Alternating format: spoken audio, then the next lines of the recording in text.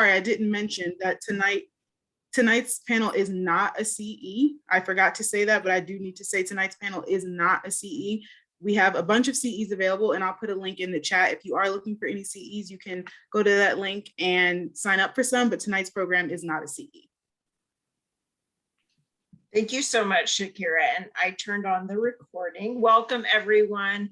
My name's Sam Fletcher. I'm the Executive Director for the New York State Chapter of NASW. I'm so excited for this panel, and I'm so happy you all will be able to meet all these amazing social workers and learn more about their social work careers. So I'm going to get us started because I want to make sure you get as much time with them as possible. So my first question for the panelists are, I'm going to have you introduce yourself and then also provide an overview about your social work journey. So just include how long you've been in the field and how your career has changed over time. And I'm going to ask Bernadette to go first. Oh, it looks like you're still muted, Bernadette. I am so sorry. Thank you, Sam. Good evening, everyone, and happy Social Work Month. I wish to thank the chapter for inviting me to be a part of this panel this evening. My name is Bernadette Marston.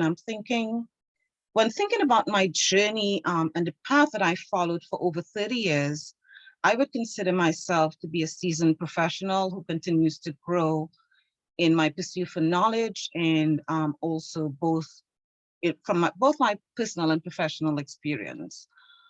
Just a little bit about myself. I was born in Trinidad, where I began my journey in this field as a social welfare advisor, providing services to public assistance recipients and also old age pensioners.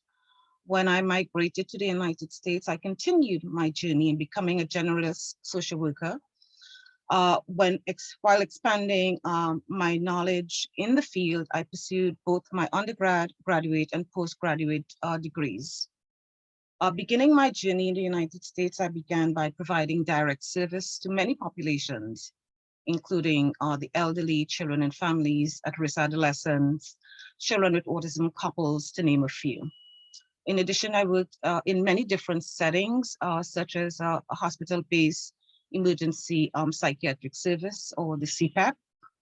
I later went on to hold many supervisory and administrative positions, such as a supervisor for an assertive community treatment and ACT team. I was also the director of family and children services, the director of case management for one of the largest human services organizations in New York City.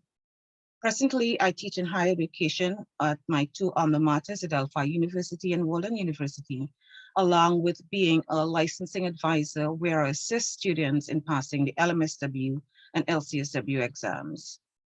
Annually, I present at conferences in the United States and worldwide.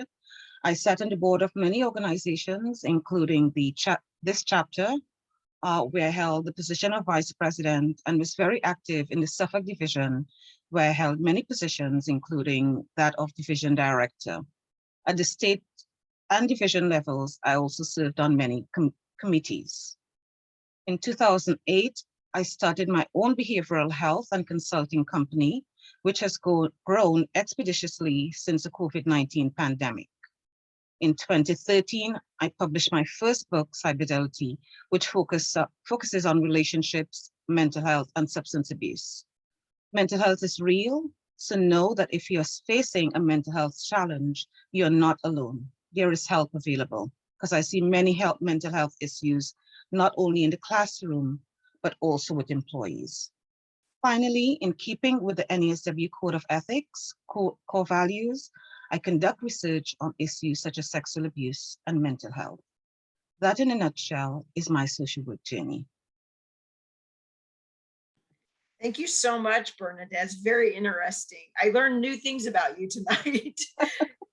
And now I'm going to ask for Warren to take us through his social work journey. Good evening, everyone. My name is Warren Graham. I am Assistant Dean of Field Education and Clinical Assistant Professor at Stony Brook University's School of Social Welfare. I've been a social worker for 15 years.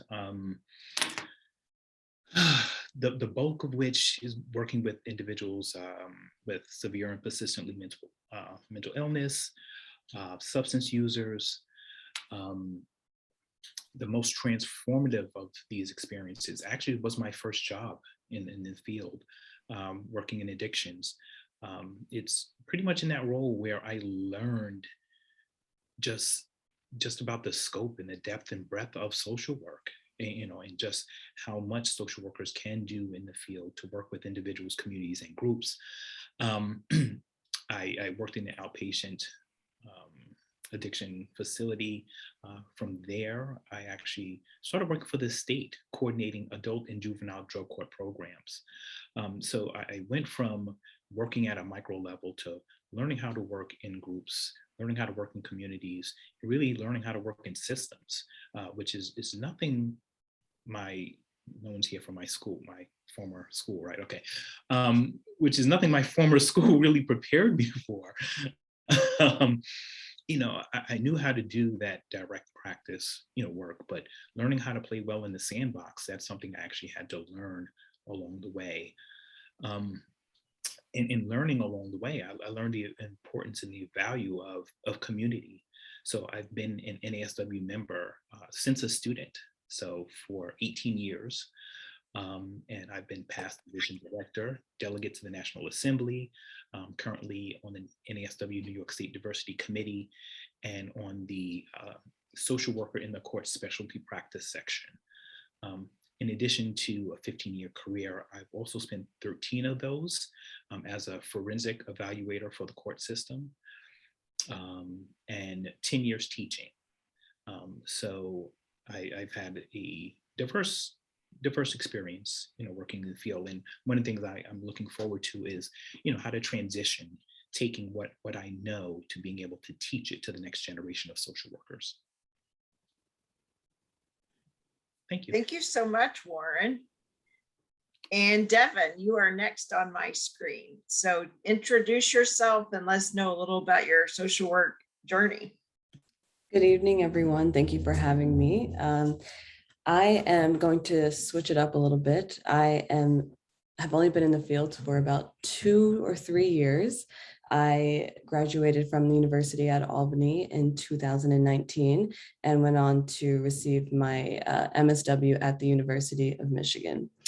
I am at a point where I am still defining what social work looks like to me and how I want to show up in the field and how I want to do the work. I know for a fact that my purpose in life is to be of service to people.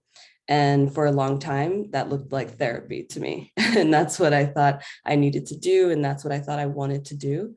And during my internship when I was in college, I worked at a residential treatment center, a school for boys, and I got a little bit of taste of case management and direct practice. And I was like, I don't know about this. I think I need to figure something else out. And that was a bit of a crossroads for me. I was very much, that was all I thought I had wanted. So I took some time to reflect on what social work could look like for me outside of therapeutic practice. And I decided to go into global social work. So I went to the University of Michigan for their Global Activity Scholars Program. And I was supposed to spend some time abroad during my program until COVID happened. And all of our plans kind of got switched up. So I had to, again, I think like all of us, I spent the last 2 years really thinking about, okay, what do I want to do? What is social work going to look like? And how will I do this work? And so now I work as a project coordinator for a program called Trails at the University of Michigan Medical School. And we provide effective quality mental health services to public schools in Michigan and throughout the country. We are beginning to expand. So I currently work with Detroit Public Schools providing these services, but I also am a writer. I am training to become a yoga instructor, and I continue to work with NASW New York State through the Revolutionize Social Work. And I look forward to just continuing to evolve in this profession and to do this work alongside all of you. Thanks for having me. Thank you, Devin. And Devin is a little tidbit. I've known her since she was a BSW student, so I'm so happy to see you here tonight as part of this panel. And Steve Obie, you are next. Hi, everyone. Thank you for being here, and thanks to my colleague, Dr. Fletcher, for having me. My name is Stephen Obie. I wear kind of a handful of hats at this point in my career. Primarily, I'm an assistant professor of social work at Salisbury University on the Eastern Shore of Maryland. The vast majority of my practice career has been in New York State. I only relocated to Maryland last summer. I still have my private practice in New York State, which is a small practice that operates exclusively via telehealth. Obviously, I'm not in New York State, but my clients are. And I'm also on the board of NASW New York State. I'm thinking about this question. I've been in the helping professions for about 15 years. When you think about how my career's changed over the time, it's just changed so much. I really packed a lot into those 15 years. So I think maybe as a resume building exercise, it wasn't ideal. There was a lot of job changes over those 15 years, but I've had a lot of tremendous experience and I've learned a lot. I started my career with Barry Davis, as a matter of fact, working in Schenectady, New York with adults with serious and persistent mental illness. From there, earned my master's. I spent some time in outpatient settings. After that time, I shift mostly to work with children and adolescents. I worked in outpatient mental health in Schenectady. I managed a long-term residential program for substance abuse in adolescents in Albany for an agency called Hope House. I did some advocacy work, some educational statewide advocacy work for the National Alliance on Mental Illness. So there was a lot of moving around for me. I think I was always, and maybe this jumps into a later question, but I was always sort of craving an environment where I felt like I could really do the work effectively, which I think is probably a very relatable experience. Whereas some people have the patience or, to Warren's comment, learn how to play in the sandbox in a way that they're able to function in that environment. That was sometimes more challenging for me. If I didn't feel like the environment was conducive to being able to do good work, I tended to move along, which is, establishing a private practice has really been a joy in that way, is that I feel like I have such control over the quality of the service provision. And moving into academia, truthfully, I started my PhD. It took a long time. I started my PhD in 2014, and I don't think I frankly knew why I was doing that. I think I just wanted to achieve and sort of thrive in my career. And as I went, the appeal of being an academic kind of, became clearer and clearer to me. I would say because I have the flexibility and the opportunity to do very sort of eclectic work. And so down here at Salisbury, certainly I'm teaching and I'm writing the things you sort of commonly associate with academics, but I'm also facilitating a grant where we deliver an intervention to the mothers of infants. It's an attachment-based program for young families. I'm participating in child abuse awareness activities down here on the Eastern Shore. I'm able to maintain the private practice due to the flexibility of my work. So for me, being a social work academic in particular is such a great opportunity because I can pursue the type of activities that I feel like really reward me.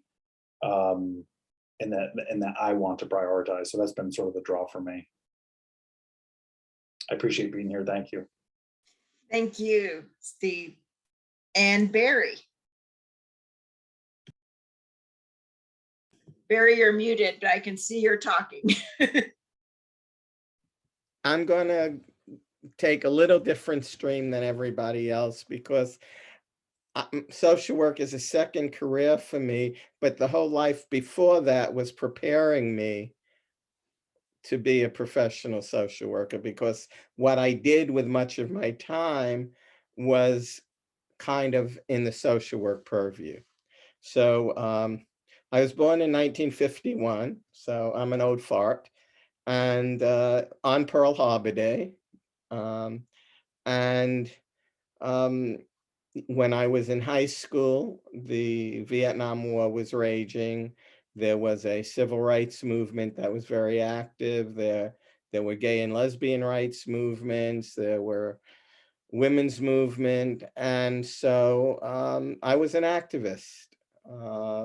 I think I majored in social change as a college student.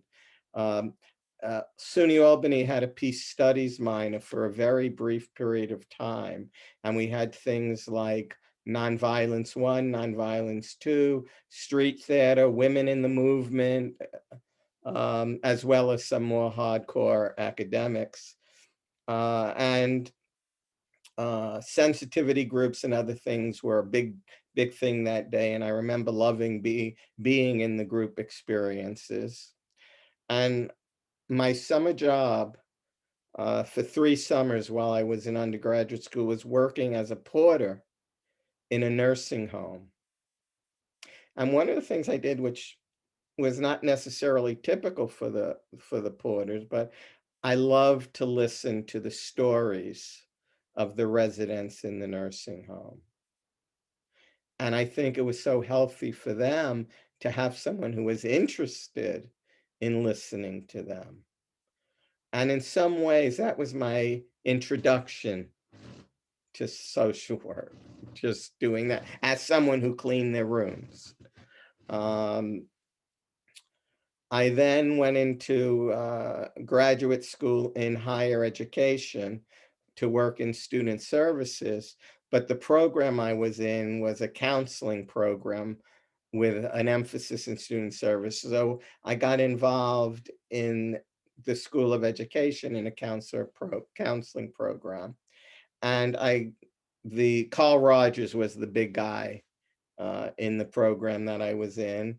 And in years following, I had the fortunate opportunity to get to know Carl a bit, to be in some workshops with him, both in La Jolla and in New York. And I worked in student activities. I was a backup mental health counselor. In some of them, mostly, I was planning new student orientation and teaching leadership skills to students. I've always been involved in, when I was an undergrad student in Albany, I was part of an underground newspaper that really covered the various movements going on. When my first job was career counselor, backup mental health counselor, and then I moved to Pratt Institute, where I took over for two full-time jobs in one. They combined the counseling position with a full-time student activities position. And so I was involved in peer counseling, training RAs, along with the resident staff and other counseling, and just involved in a whole lot of things. And when I took the job at Pratt Institute, the African American students had been boycotting student government because they felt so invisible, and so did not feel they were treated well by this student activities person who preceded me. And so my mission was to change that. And I was very successful in creating an environment that became very welcoming to all students. And we ended up electing much more representative student leaders in key executive positions. And I got involved in professional organizations of student activities people, got on the multicultural education committee of one and other things, helped develop a workshop that took place in California for multicultural programming that people came from all over the country for. And then I got tired of student activities, working 60-hour weeks, loud music, etc. And everything that interested me required a social work degree. So at the age of 45 or so, I came to Albany, my alma mater, and enrolled full-time in the social work program, got my MSW, interned at Interfaith Partnership for the Homeless, my first internship, and then Jewish Family Services, my second internship. And my first job was as mental health outreach coordinator at Homeless and Travelers Aid. From there, I went to back to the old people with stories that I love so much at Albany County Nursing Home. And then I got married late as well. I met my wife when I came back to Albany, who's somewhat younger than I am. Got married in '99. We gave birth to a very premature daughter in 2003. She was a 23-weeker. Had she been a few days earlier, they would not have even tried to keep her alive. But it was a 1.5 year roller coaster. She never was able to successfully live at home. And so the first 10 months of her life were at Albany Med. And then she moved to a long-term pediatric care institution in Schenectady. So I was working all day at Albany County Nursing Home and then spending 3 or 4 hours a day, every day with my daughter at Hilltop. It was just too much long-term care for me. So at that point, I decided I had to, for my own sanity, do something else. And so when I worked at Homeless and Travelers Aid, we had made a trip to New Hampshire to learn about ACT, Assertive Community Treatment Program. And it was very exciting. And it was this ad for a family specialist on the ACT team in Schenectady, and I applied for it. I got it. That also was 5 minutes from where my daughter was. So I was very excited to work with ACT, which we saw people primarily in their homes. It's just a wonderful, wonderful, quote, evidence-based program. But the most wonderful thing is we saw people in their environments. We became part of their families in some ways. The normal distance that one keeps from clients is almost impossible on an ACT team. Obviously there are certain things you don't cross, but you do become much more involved in the lives of your clients. So it's a soup to nuts program. And 13 years is a long time on an ACT team. When I was 66, I retired and then began to use the R that I had gotten years before for the first time, where I've been doing counseling 2 days a week, providing therapy. In the meantime, I joined NASW as a student, as an MSW student, because I always believe it's important to be involved in the professional organization and give back. I became a division director. I was on CNLI. I'm on my second stint on CNLI. I was involved in the diversity committee, PACE. I sort of founded a senior retired social workers group that is meeting once a month on this Zoom.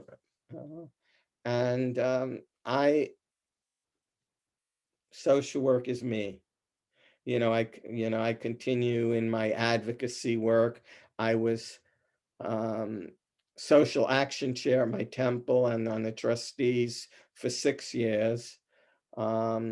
It's in my blood. Thank you for listening. I really appreciate being here with this wonderful panel of people. Barry, this was so great getting to know you. I've known you for a while, but I love it. I love that your social work career started in your late 40s and that you've had a full career starting in your late 40s. And I was a returning student as well. And I feel like it's really important for people and students, especially, to hear that you can have a full career starting in your late 40s. So that's amazing. So thank you for sharing all of that. Very welcome. And so now we're going to go the other end and have Tynesha speak, who is representing students on our panel.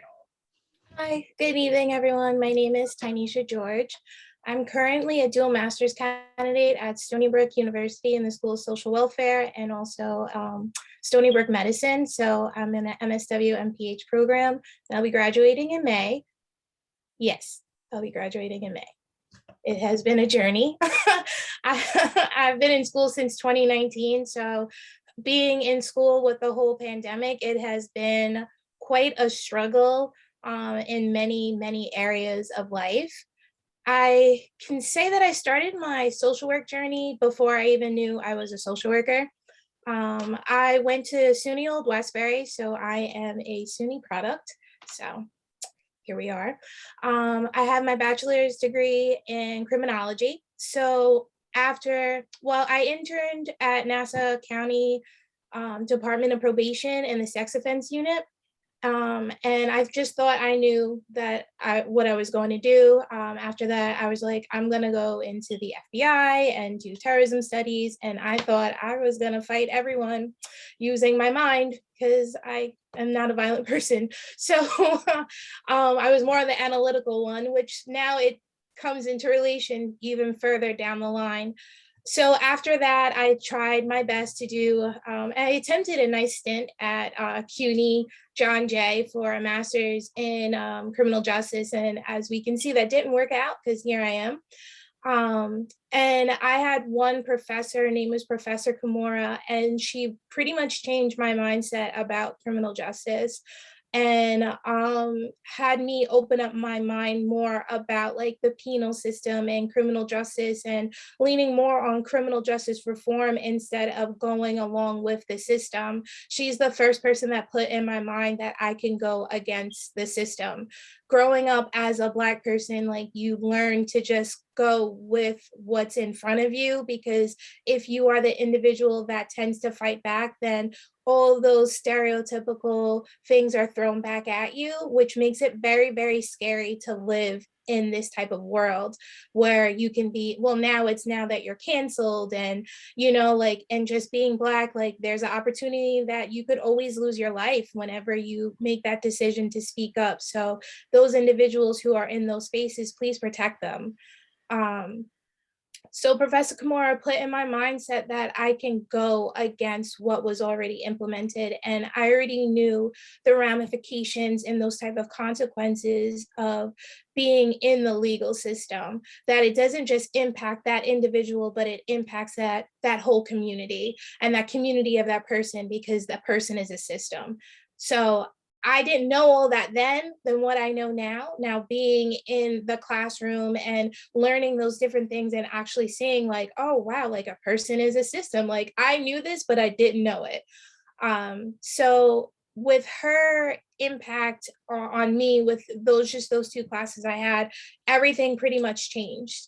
I stopped going to school because my passion wasn't there.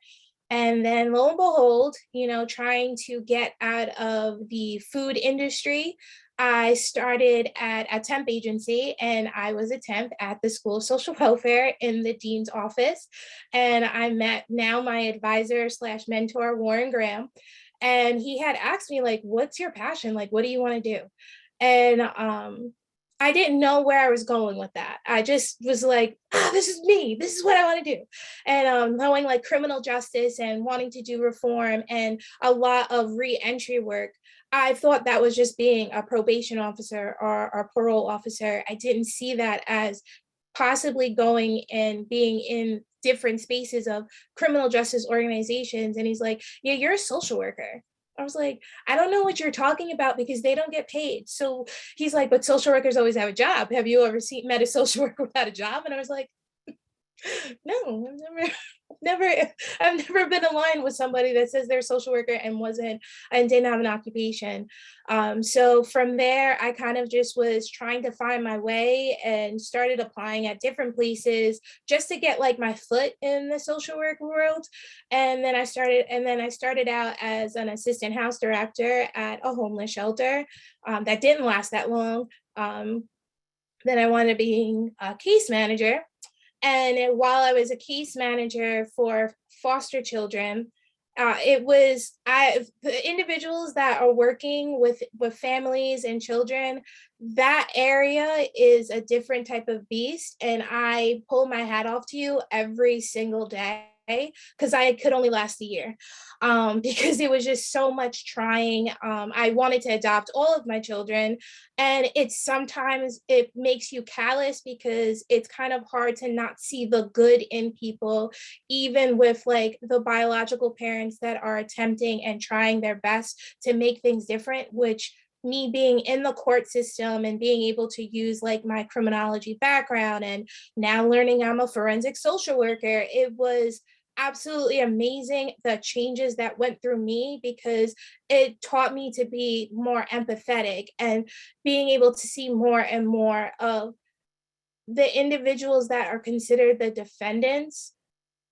are also victims as well.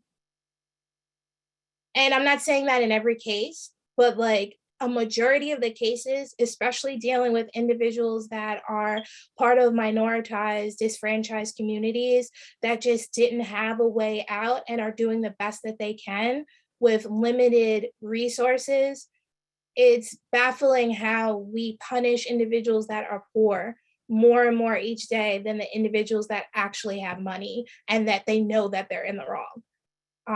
Just with the morals and stuff going back and forth with that. So while I was there, I was able to see a lot and be able to get a lot of experience within child welfare, being in the court system, substance abuse, homelessness. So that one job for a full year made me feel like Barack Obama after 8 years of being in the presidency. I felt like I came out with all the grays. You don't see that now because I got my good little wig on today. But it was one of those experiences where I was like, I don't know how people do this. And I could see that with the surrounding individuals, and being in school taught me like, if it's not working for you, it's time to go. Because once you allow yourself to become callous, then the work that you're doing is just going to be extremely harmful to the people that you're trying to serve. So in my attempt to leave, I did leave, and it just so happened to be at the start of the whole entire world collapsing with the pandemic. So it kind of like was a shoe-in in that type of sense, because then it gave me an opportunity to focus more on my studies. And because of the pandemic, the MPH program did not have the GRE. So in an attempt to get another degree, I applied and I was accepted, and I'm thrilled about it. And it's really, really hard. I'm not going to lie. It gives more of that extra component of what social work is and gives you more of that research stuff. So being able to have both of these degrees now, I've been able to find my niche and to be able to really filter out like what I want to do.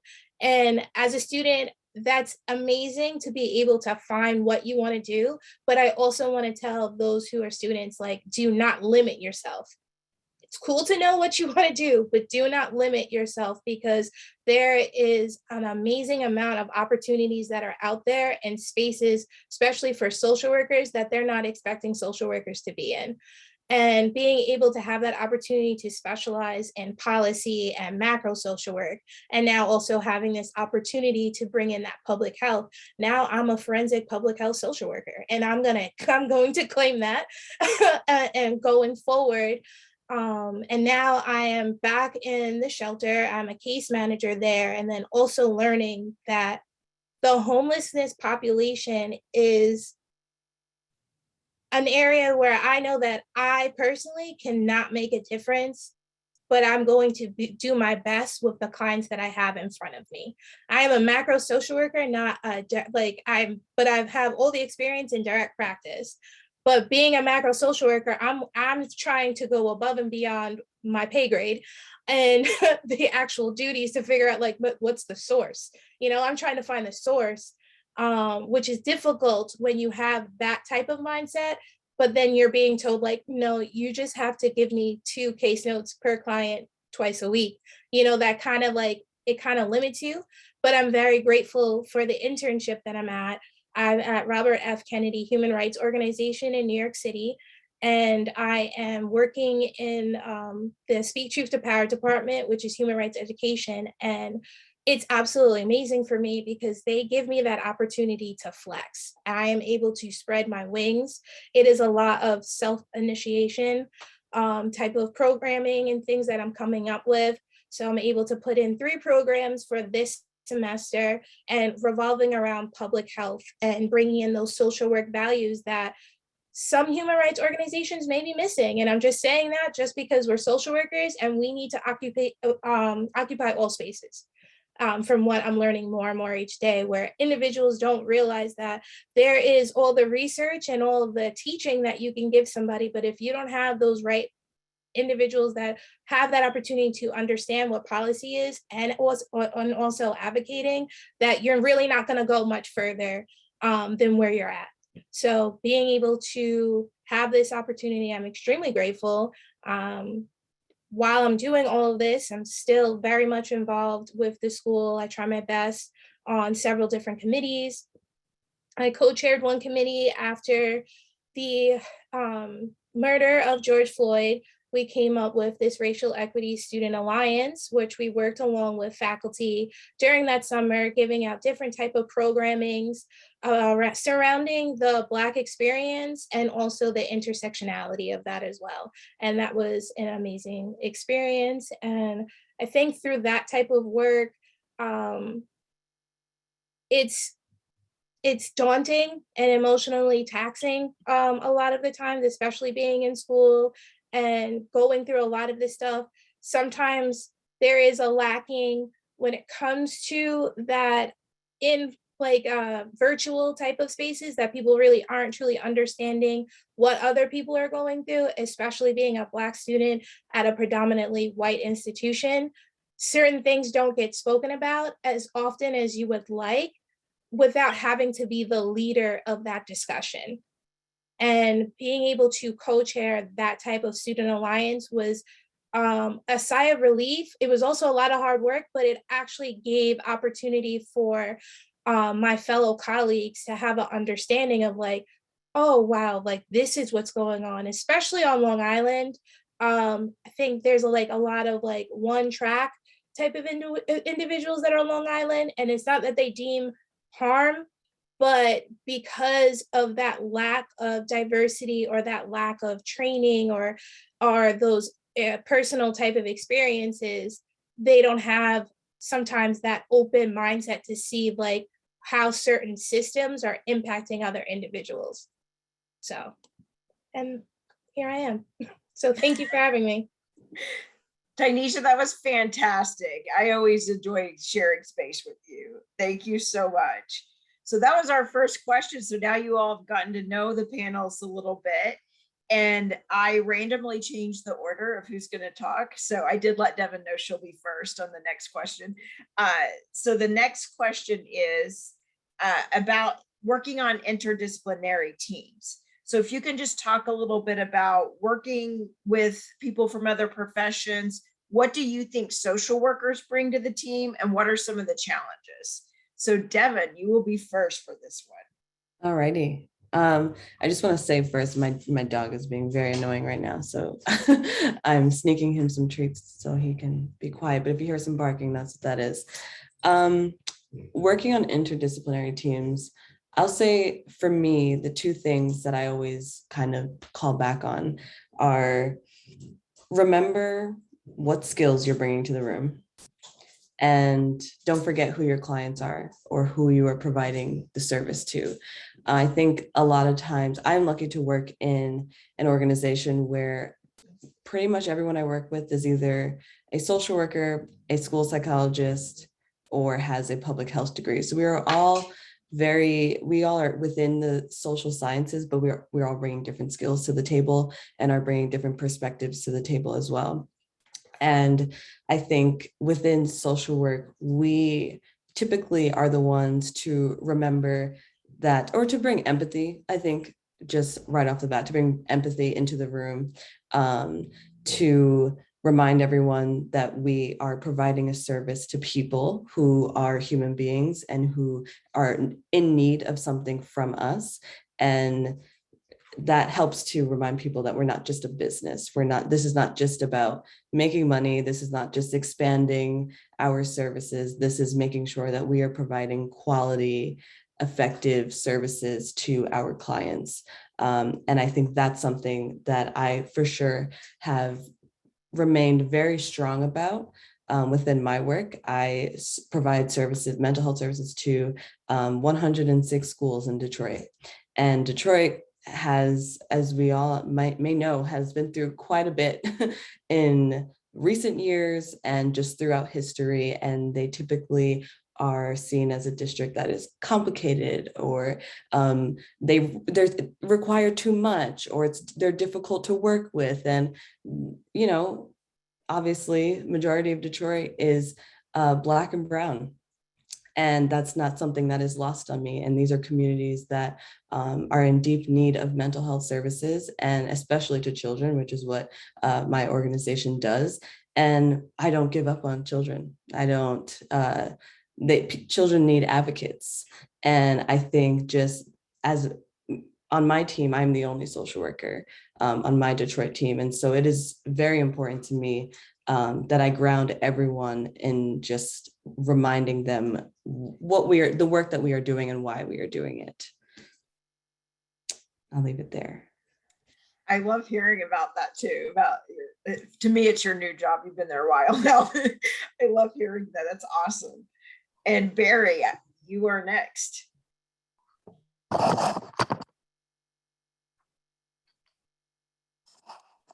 Oh, Barry, you muted yourself.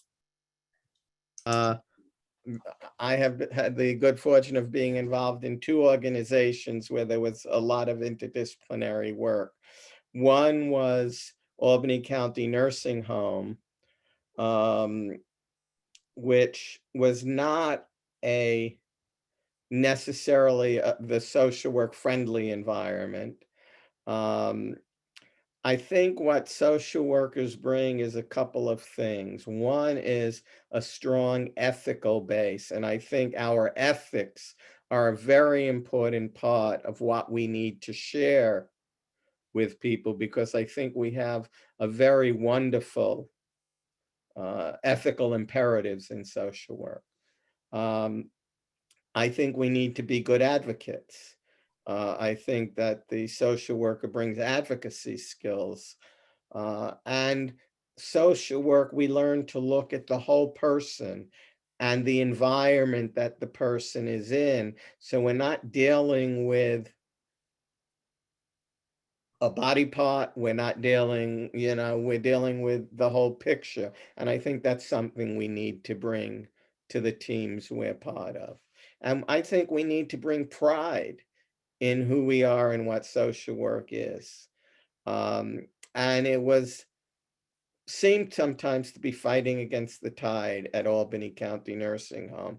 The doctors were at the top of the ladder, then the nurses, and, the aides, and then somewhere there were the social workers.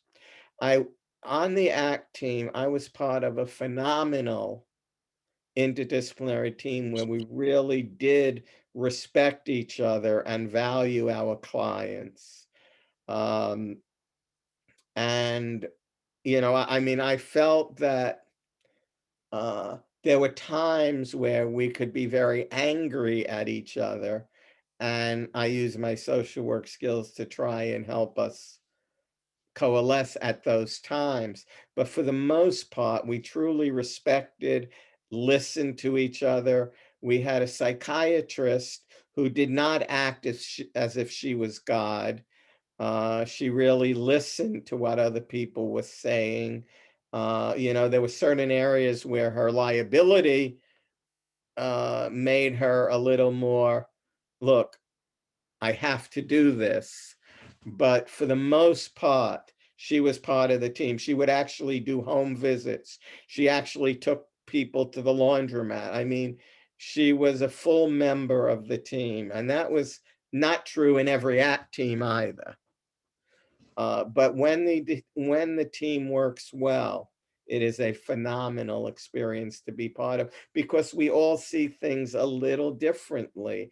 And when we talk about the clients, we get the whole picture of the client, and that's the value in the interdisciplinary team.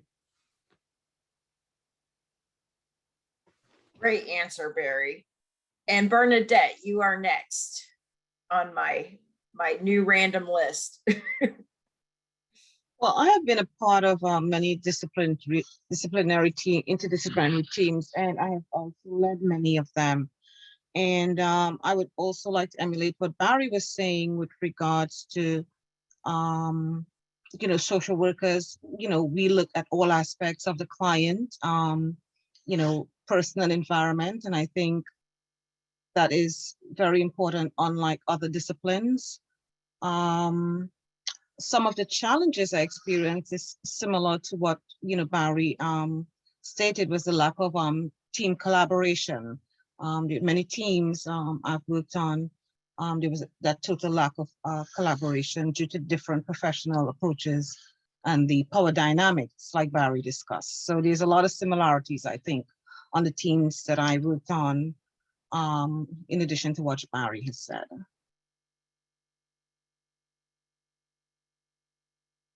Thank you, Bernadette. And Tynesha, you are next on my list.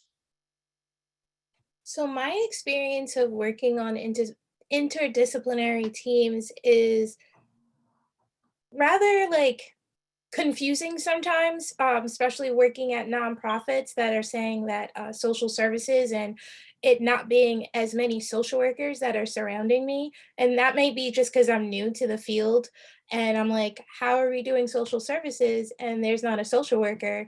Currently in my position as a case manager, working directly with Department of Social Services, I'm learning more and more that it's a business and not so much as making sure that clients are actually receiving the necessary supportive services, and just being a lot of paper trail, which in my sense, for me, I'm not a case manager. If by those duties and responsibilities, I'm not that person. I know that I'm not right for this job, because I go more outside of the box for them. I mean, for us as social workers, it's not going outside of the box. It's like a regular day in the office, but being able to try to advocate for clients and making sure that they have these appropriate services or that they mandate them to do the appropriate services. Not everything gets done, but they want to make sure that people pay on time,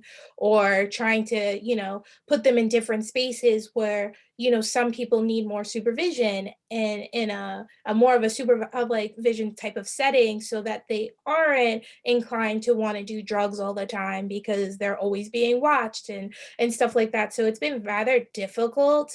And then going back to my previous case management position as a foster care caseworker, working with other supportive services like the therapists and stuff like that, especially for the children. And I worked with predominantly Black and Latinx children, where it was kind of a bit, I want to say, irritating, because it just felt like they were trying to just medicate.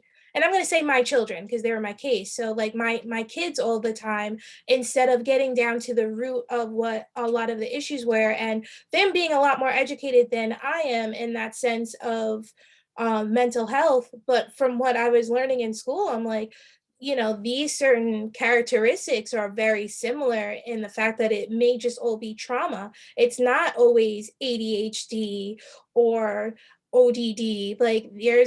These kids have trauma, and to be able to separate them in the sense of oh, these are more of the therapeutic children and this is regular, that doesn't make sense to me, because any child that's in the foster care system, that's a traumatic event for them, their parents, their loved ones, their friends, being bounced around, and then taking children that are predominantly in the city and then putting them on, I don't want to say lavish, but areas like Long Island compared to being in NYCHA housing. That's a different world for a kid, where they may even start becoming trained to the point that they don't even want to see their parents anymore because they're able to have a front yard, a backyard, go on the school bus. They have this PS4, they have this, they have that. And then going back to their parent, it's kind of like they're a little bit more reluctant and they're not seeing that. Like what they're just seeing is this child doesn't want to speak to me in this, or this is what I'm receiving from the school. So even working with the school as well, they're trying to always like get those children medicated because, oh, they're not paying attention in class. Like, well, not trying to be rude, but maybe you aren't the most attractive individual to get someone's attention to want to teach them. And then you don't want to make those attempts to try to develop different programs or just develop a different type of training method for that child. Like for anybody in the world, like you can't just treat everybody the same. So if you know that this child is in foster care, you know that this child is going through things, like then maybe you need to have a one-on-one. Maybe you need to add this, and learning everything and then being in those spaces and trying to speak up and say those type of things. You know, it was very disheartening because you get shut down a lot. When people say like, oh, we have an open door policy, well, we want to hear what you have to say, you know, it gets discouraging. And I know that also along the lines in my past 3 years of being at Stony Brook and being able to have different advisors and individuals that I could talk to, like, I mean, it also had to probably be with my delivery as well. I mean, I'll take accountability for that. It's just, I had to learn how to finally tap into, they say in DBT, the wise mind, where my passion and my intellect combined. And I feel like I'm really a lot better now and I'm on that track. Thank you, Tynesha. And I'm going to ask Steve to answer this question next. And Steve, do you mind putting a little bit of your experience as a school social worker in this answer? Because I know we had a question about school social work in the chat. And so I thought it'd be a great opportunity for you to talk a little bit about interdisciplinary teams at the school. Sure.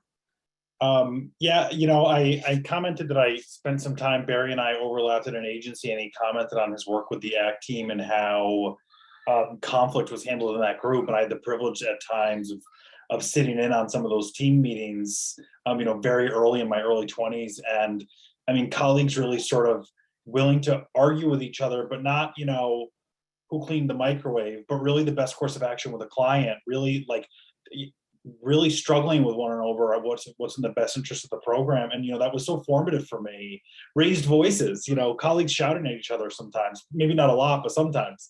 And I think that, you know, the sort of standards of professionalism make us feel like that's not appropriate behavior. And I'm not necessarily really advocating for it as sort of a regular solution, but I do think to some of the points we've heard is that our ethical standards are so strong and our willingness to stand by the people that we serve is so strong. And that's not always true. That's not always such a priority in other disciplines. And so I've been sort of willing to engage in conflict. Rarely, I don't really raise my voice, but I will sort of say things that I think are gonna, you know, that maybe people aren't necessarily going to be thrilled with hearing. And certainly the school environment, and I think, you know, Tynesha got it at a similar point, is just you're not, especially as an early career professional or somebody who really needs that job, it doesn't always feel great to feel like you need to put yourself out there like that. I think I've been privileged that I've often been in a position where I felt like I could put myself on the line like that if I needed to. And the school environment is certainly that way. You know, I think it was Devin who commented about, you know, you're in these environments with other people who in theory resemble the helping professions, whether they're educators or sometimes medical professionals, but the value orientation isn't necessarily as strong. And I know that these systems really have a way of dehumanizing people, not only our clients, but the professionals that work within them. And so by virtue of trying to meet these sort of environmental standards of a public educational environment, it's just really easy to start getting torn away from your professional values. And so I put that on the teachers sometimes and the principals and the educators in the school environment, but it's not so much, it's not all the people, it's the system. You know, I can remember I worked as like a crisis mental health responder. So I spent a little bit of time in a building, but really I was a district-wide resource for Schenectady City Schools for kids with really serious and acute mental health needs who, for one reason or another, weren't accessing mental health services. Often they didn't have insurance, or their parents weren't getting them to appointments, stigma within the family, whatever it was. And so we traveled. I mean, it was K through 12. Everybody was really acute. These were the kids who the teachers were having a difficult time with. And certainly that was a situation where, you know, I'm alone. I'm a social worker that's like kind of driving around the city. There were other social workers on my team, but they weren't with me. I'm sitting in team meetings full of educators. It was me. I was that voice.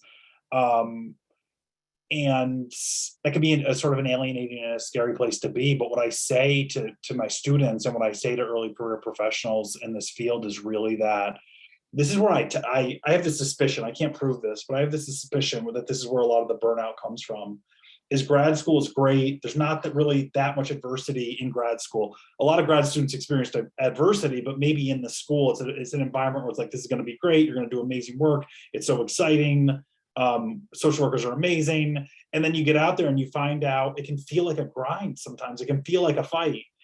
And I really try to support students and early career professionals in understanding that sort of is our fight. I don't know how many social workers I know that really adapted to the environment and I really feel like aren't very effective in their practice anymore, with all due respect. I think there was a trajectory they could have gone on that they could have been remarkably effective, and it's not how it went, because it became about fitting into the interdisciplinary environment. It became about conceding on your ethics in order to operate within the system, and you weren't really willing to fight that fight. As I noted in my introduction, I don't know if I'm a perfect model because I changed jobs kind of a lot, but I changed jobs a lot because I just, that fight kept coming up for me. And if it felt like it'd run its course, then it was time for me to move on. So that's, that's one way, that was one sort of journey, I guess. So certainly I can appreciate, everybody wants to be professional and everybody wants to be able to get a job and keep it. I'm not encouraging you to like tell your boss off, but I also maybe am encouraging you to sometimes tell your boss off. Because they're wrong, like most of the time. I argue, I think I can count on one hand the number of bosses I thought were any good. I fight with them all because they're not out there representing those values. And the money's not good enough and the prestige is not good enough. So if my work's not good, I really don't know what the point of this was. So that's sort of my thought about it. I apologize. In an act of questionable time management, I agreed to do this at 6 and my 4-year-old son is ready for bed. So I'm going to hop off. I appreciate the invitation. Before you leave, Steve, I just want to add one thing to what you said. And that's the other thing. In some of these environments, though, you need to be effective in finding allies, because sometimes you can feel alone. But, like when you are at Mohawk Opportunities in the program you are in, you could get support from other programs within the agency sometimes. And I think it's really important to have that broader view that, you may have some support. And if 2 or 3 voices are saying the same thing, there's more likely that it will have traction and people will listen. Sure. And what jumps out for me, Barry, is also having allies. It's not necessarily helping your advocacy within the agency, but having allies outside of your workplace, but in the field. Mm-hmm. Because I think we're all sort of in these environments where we're like, what in the world is going on here? And being able to sort of have people outside of that, it can be very, very empowering. Because even if I was alone in my advocacy, I wasn't alone in my professional orientation. Because of, we call it peer supervision, but I don't know if it was that's a kind of a formal term for it, which is really just sort of like, collective sort of processing and making sense of the experience. And Steve, before you go, I just want to say, Steve and I were in the same cohort for our PhD. So I sat in classrooms with Steve quite a bit over a 2-year period and never raised his voice, but you are one of the most effective people at getting your point across when you disagree, with full respect. So you're very good at that skill. And I think it is a skill to be able to call out your boss or call out whoever it is in a way where you're maintaining the relationship to be able to do the work, but you're also getting your dislike about what's happening across. You're very good at that. Thank you. I appreciate that. And thank you all for having me. I enjoyed being here.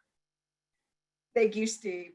And Warren, you're going to wrap up this topic for us. Oh, wonderful. Okay. So my experience working with interdisciplinary teams has been very interesting and challenging. I've taken some notes on what some of my colleagues have said.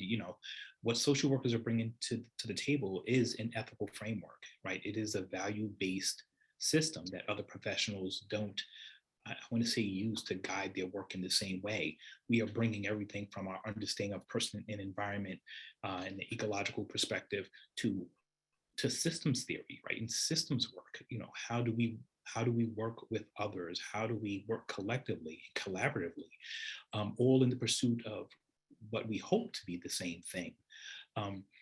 One of the biggest differences in my experience has been operating from a strengths-based perspective.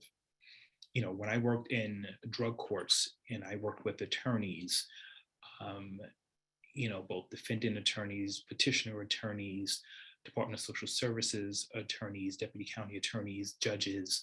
On the treatment end, I work with social workers in CASACs and RNs and doctors and psychiatrists and everybody. And it was wonderful. But what I realized very early on is when you get a bunch of professionals in the room, there is a hierarchy, or there's power grabs, there's power differentials in the room, and that in and of itself can get in the way of the work. There are social justice and human rights considerations that interfere with the work that we just have to do as social workers. So I learned very early on how to manage and navigate those, and sometimes it was being quiet and letting other people tear their faces off. Other times it was using my voice. But I had to learn what that was. I had to learn exactly what it is that I'm bringing to the table that's missing, that's going to make all the difference in actually driving decisions forward, driving an effort, in a direction where we're actually working towards the best client outcomes. So it's less about the egos in the room. It's less about where you went to school and what you're doing in your paycheck.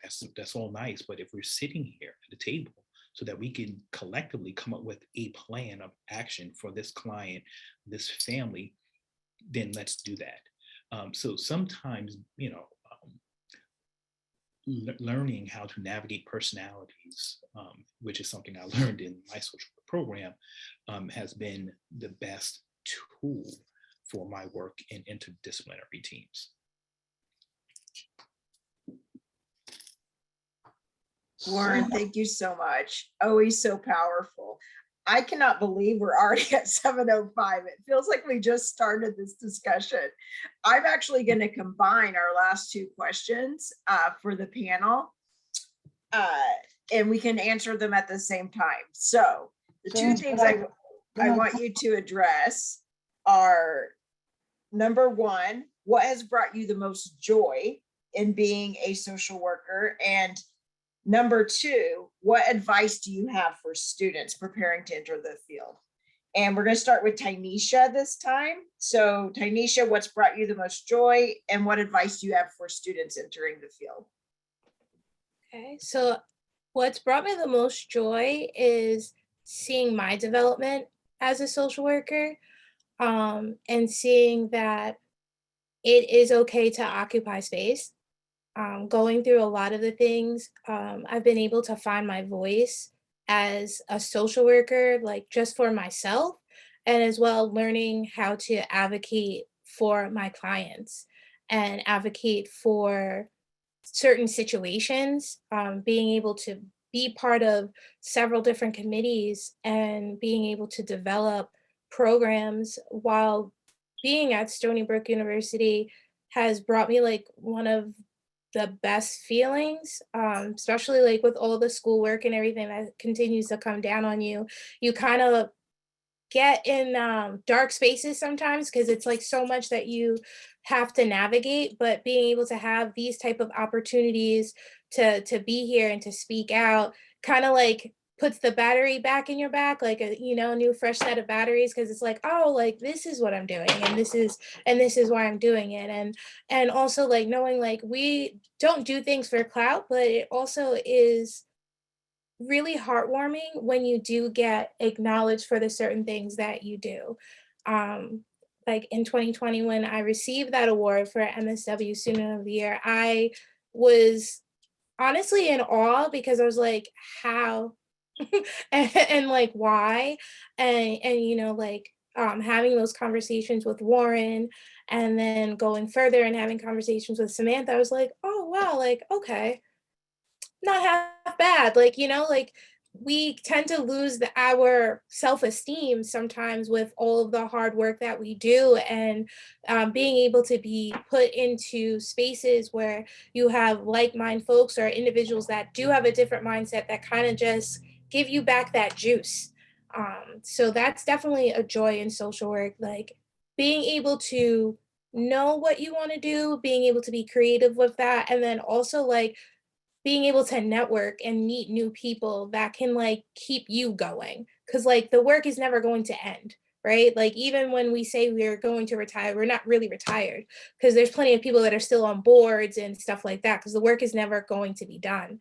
um and then my advice for students about to enter the field, like sheesh, the biggest thing for me lately has been able to, I'm not on social media, but I have a LinkedIn account and I have been using that like a godsend.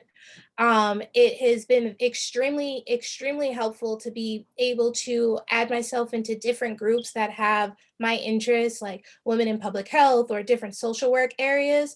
And also being able to, I guess, connect with people and then messaging them and having that opportunity to speak with them and asking them for 15 or 30 minutes of their time to just talk to them about the organization that they work for, like, and actually really going in like purposeful of knowing, like for me, I tend to pick out the Black people that work at different organizations because I really want to know that actual culture, not just what these people are telling me on their website. I want to know what it is like to be a Black man, a Black woman working for a nonprofit organization. And, a lot of nonprofits do get that slack of saying like everybody's toxic and the work environments are terrible, but you're not going to find many for-profit social services organizations.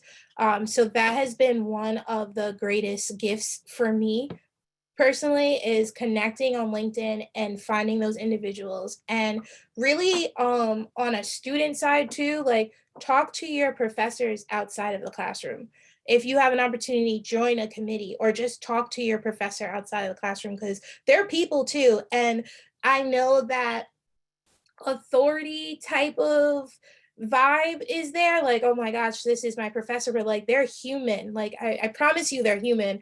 And their moms, their dads, their brothers, their sisters, like they will have a better understanding of you as well. And you never know what that could lead to with another opportunity. So like network with the people that you have in front of you. You are a great networker too, Tynesha. You gave good advice there because you are really good at doing that. You've connected me to different groups and people. I know you connect other people. So great advice. Thank you so much for that. And I think someone wants your LinkedIn too in the chat. You got it. And Warren, so what brings you the most joy, or what has brought you the most joy, and what tip would you give to social work students who are getting ready to enter the field? I want to say in the last 10 years, I've been working in a lot of social justice, human rights spaces. So what's brought me the most joy as of late is really effectuating change, being part of a change that serves the needs of marginalized and oppressed communities and populations. So being able to, just be a part of the process, that's what's brought me the most joy, lately in my social work career. people want to be therapists, which is fine. People want to be educators, which is fine. But when we think about some of the challenges, and this is connected back to the conversation about interdisciplinary work, when we think about the human rights violations inherent in some of the work that we do, who's doing that work? That's grunt work. That's not glamorous. That's not always fun. You can very easily find yourself on the outskirts, and almost like self-imposed marginalization, trying to advocate for others, but it's still work that needs to be done. So my joy has been in effectuating small incremental change in the spaces that matter to people who have a history of being oppressed. And if I could offer advice to students, it is be patient with yourself. Be patient with yourself. You're not going to be able to fix everything in front of you. It's okay to be moved by the work that you're doing. Take care of yourself. Engage in self-care. You cannot pour from an empty cup. You have to be able to take care of you if your intent is to be able to take care of others. Warren, when you were talking about what you're enjoying doing, one of the things that you do is you work with us on our racial justice forum. You're also on our diversity committee. So I'm actually going to put a link in for our coming up racial justice forum, because that's one of the things that Warren does in his work is that work with us. So the racial justice. You're muted, Sam. I said so much. So did you all hear me talk about Warren being on the racial justice forum? Okay, good. So thank you for doing that work, Warren. It just put in my head, let me put the link in. So if you want to see some of the work Warren does, click on the link and join us. It's free, open to everyone. And Warren's been doing that with us for well over a year, almost 2 years now. So thank you for all of that, Warren. Okay. Bernadette, you are next. So what advice would you give and what brings you the most joy? For me, what brings me the most joy is, of course, making a difference in the lives of others and being a part of the new scope of social work and the various career paths that we now have. We now live in a world of what I call the digital social worker, brought on by COVID. So much has changed within the last, I would say, two plus years. And, this generation of social work, because, it's different from what I have been used to in the past, because, we are living through very unprecedented times and also changes. So now it's not only helping others, but at the same time, addressing the challenges that we are all experiencing. And being a part of this process, just brings me joy. As social workers, we are not wired to just, sit around, because social work is an action-based profession. We are, connection builders as social works with resources and being able, as someone said, to advocate for others, for those who don't have a voice. That brings me great joy. But most importantly, being in academia and being in the classroom, passing on my knowledge and my skills to social work students is one of my greatest joys, because they are our future. What advice do I have to give students preparing to enter the field? As I think about the 2022 theme for Social Work Month, the time is right, I cannot help but think about the key roles that social workers play in our society. Our services are needed more than ever. And as the country continues to grapple with COVID-19, inequality, systemic racism, and other crises, as students, you can make a difference. And in doing so, and I think Warren just talked about it, it is important that you too maintain balance and self-care. Students, you need to prepare for the practice of social work from multiple lenses: the micro, the macro, the meso, the clinical, the policy, and I can go on and on. As John F. Kennedy said, one person can make a difference, and everyone should try. Bernadette, that was amazing. And I can attest that you are a very good instructor because I know you've done a lot of courses for us, a lot of continuing ed courses, and you're a very popular presenter. So I'm sure your students were extremely lucky to have you in the classroom with them. Thank you. Thank you. And Barry, so advice and your joy. Okay. Advice, a couple of things. Be open to learning. And learning is a lifelong endeavor. Never stop growing in your skills.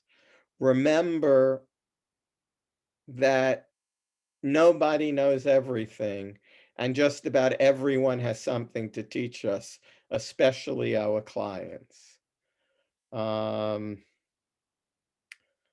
Warren talked about one of the most important things when he talked about strengths-based social work.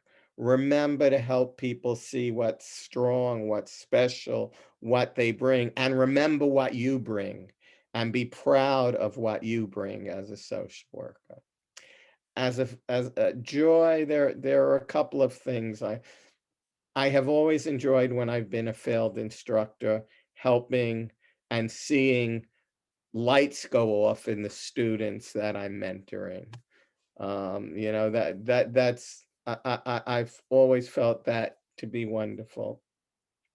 When I have been successful in helping some of my most persistent and chronically and severely mentally ill folk begin to see themselves not as a schizophrenic or as a bipolar, but see that that may be a component of something, but that is not who they are.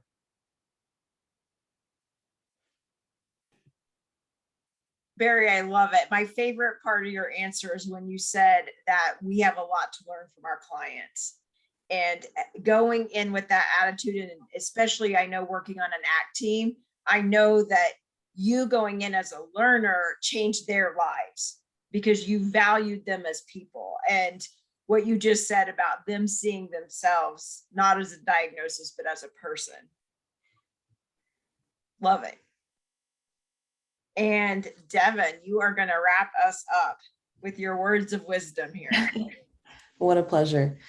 All right, so what's bringing me joy right now, I will say, is knowing and learning that there's so many different ways to do the work. And that has been a real joy. It was a bit scary for me at first to explore all the different ways to do the work because I had an idea of what it looked like, and I had to let go of a lot of that. And I luckily had a lot of people around me that encouraged me to do different things, to try new things, to go where the passion in me was trying to guide me. And picking up new tools and new skills along the way, and knowing that that is going to be helpful to the people that I'm working with, to the clients that I'm serving. As it pertains to writing, I would refer to myself as a truth teller. I am, and that is a form of social work. I am in the business of making sure people's stories are told, and they are told in a way that is empathic and genuine and authentic to them. And I am protective of those stories as well. Becoming a yoga instructor is also part of that, picking up new skills and being able to share what has been helpful to me with other people who may just feel, disconnected from their bodies. I want to bring you back to yourself. That is the type of work that I am starting to do now that is bringing me a lot of joy. So my advice to students would be kind of similar, like along those lines of don't pigeonhole yourself. You don't have to pick one thing and say, this is what I will do and this is who I am. We are a whole bunch of things, and we need to embrace that and love all the different pieces of us and share that with each other. So I would say just explore yourself and explore the world. And one more thing also, as we know, we've mentioned a lot of times that we are advocates for others, but we need advocates for ourselves as well. Mentorship is extremely important. Having advocates and champions throughout your career and throughout your life is how we keep going, we keep moving, and we keep feeling encouraged and motivated to do so. So thank you very much for having me. And thank you, Sam, for being a champion of mine. And I think everyone here I can speak for. I don't know about all that, but I will say, Devin, you are the best person I've met who you get your mentors and you use them. Like, I watched you do this from the time you were a BSW student, and you take in information and you apply it and you change course. So like you giving that doesn't surprise me at all, because you're so good at that.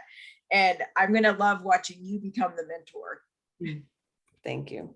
To others, because you're definitely qualified to do that. I want to thank everyone for coming tonight and joining us for this panel. I know I've learned a lot, and I've known most of you for a while, and I learned new things about you, and I know I grew from listening to you and your experiences. Do you want to say any last words before we sign off for this evening? Yeah, I'd like to get my 2 cents in. Oh, hi, Bob. Go ahead, Bob. I was on a interdisciplinary committee at the Mental Retardation Institute many years ago, and the psychologist Vito Guanaccia was funny. And I try and cultivate a mutually caring relationship when I can.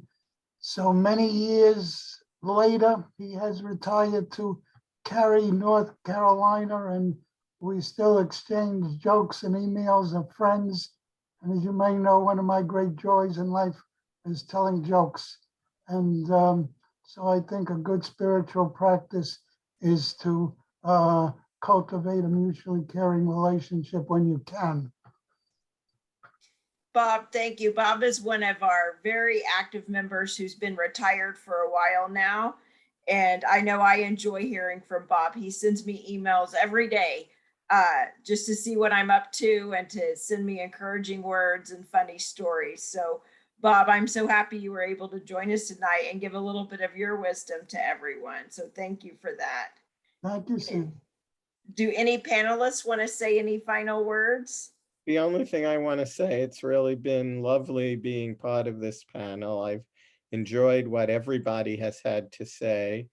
It's enriched me, and Sam, you're one of a kind. So we are so lucky to have you at the head of our, the head staff person in our organization. You give us so much all the time. Thank you. Barry, I don't do well with compliments. Thank you. I'm embarrassed.